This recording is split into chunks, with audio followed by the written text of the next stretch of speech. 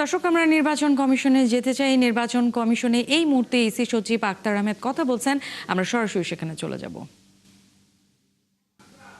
বিভ্রান্ত হবেন সেজন্য আমি তথ্য অভিযোগটা যে অভিযোগ দেওয়া হয়েছে সেটা খতিয়ে দেখা হচ্ছে এবং সেই অনুযায়ী রিটার্নিং।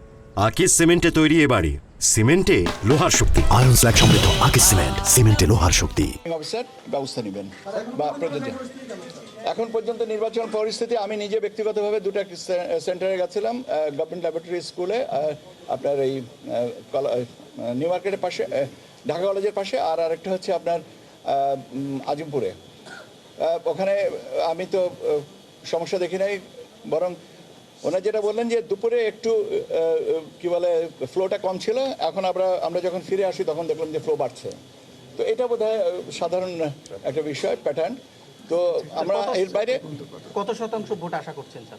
আমরা যে শতাংশ শেষ পর্যন্ত কাজ হবে ওইটাই আশা করছি।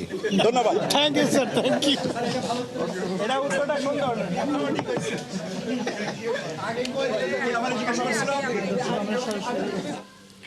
দর্শক, নির্বাচন কমিশনে ইসি সচিব আক্তার আহমেদ সাংবাদিকদের সাথে কথা বলছিলেন এবং সারাদিনের যে ভোট গ্রহণের পরিস্থিতিও তিনি কিছুটা সাংবাদিকদেরকে আপডেট করলেন। আমরা সরাসরি সেখানে ছিলাম।